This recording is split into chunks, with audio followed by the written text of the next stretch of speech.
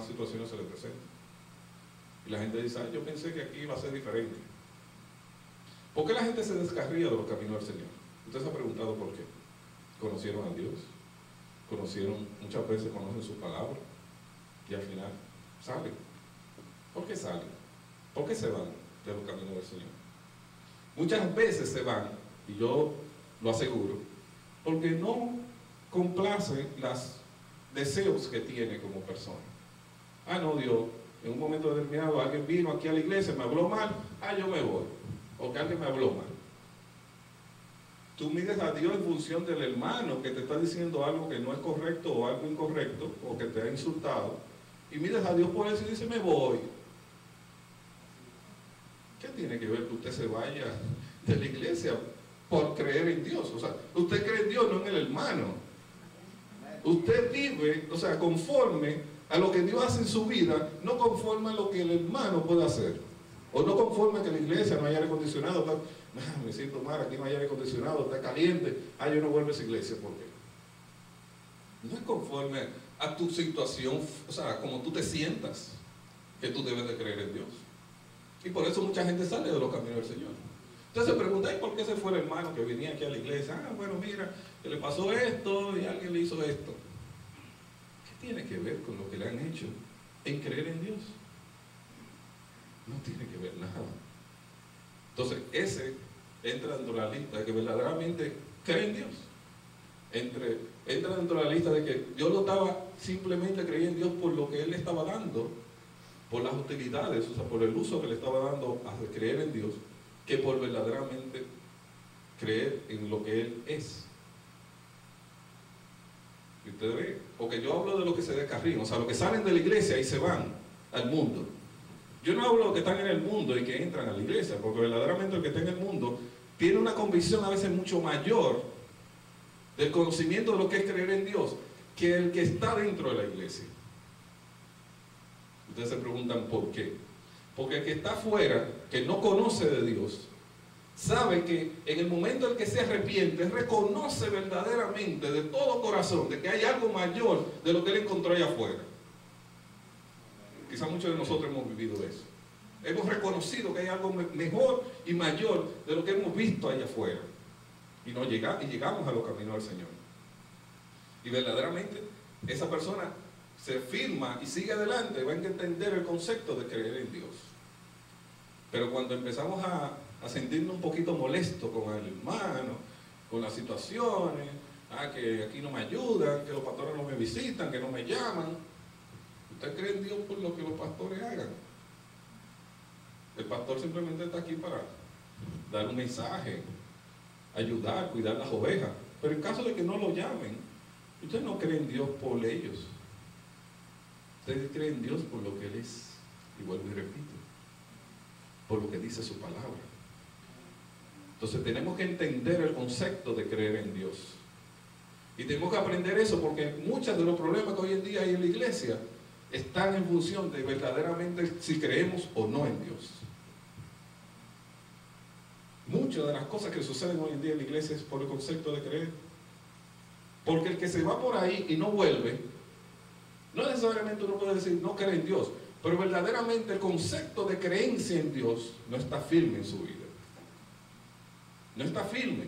O sea, lo que él entendió cuando él encontró que verdaderamente venir aquí a la iglesia, venir a acompañar a los hermanos en la iglesia y venir a escuchar palabra de Dios, no lo ha recibido en su corazón verdaderamente. Porque si lo recibe, mira, a mí me pueden insultar, me pueden decir cualquier cosa, el hermano se puede enojar conmigo y yo sé a quién yo le sirvo y yo sé a quién yo creo.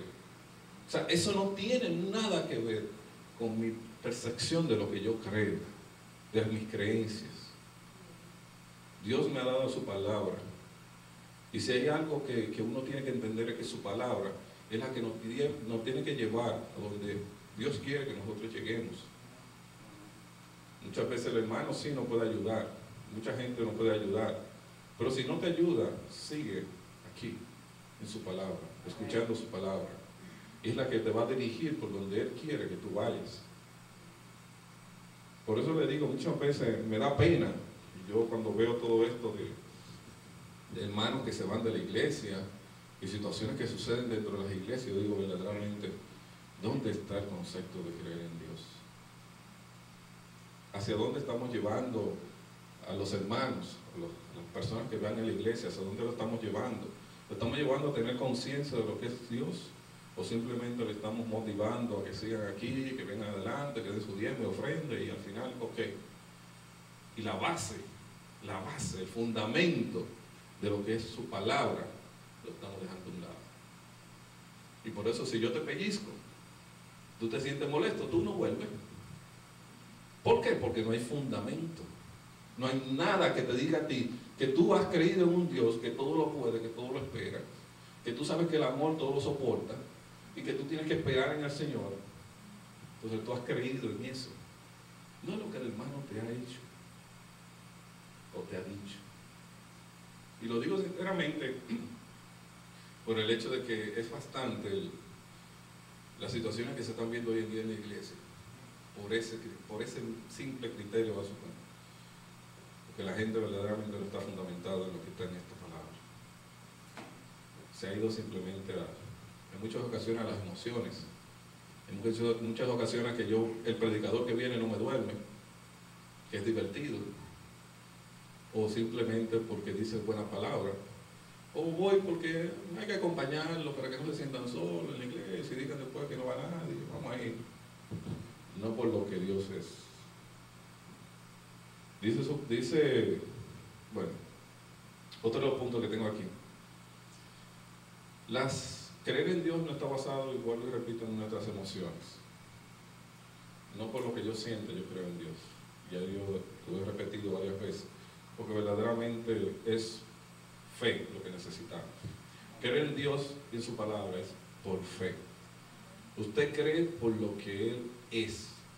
Aún no lo ha visto, aún no sabe de Él, aún quizás desconoce. Yo estuve leyendo el libro donde saqué las primeras informaciones que le dije, pero era un libro más hacia un sinnúmero de psicología y ciencia y evolución y todo esto. Algo que te empieza, si te metes ahí te confunde. Y dije, no, yo no voy a meter tan profundo en todas esas cosas, porque eso es algo que solo Dios sabe, no puedo meterme ahí. Pero verdaderamente nosotros tenemos que creer por fe. Y hemos creído por fe. Y usted sabe qué es fe.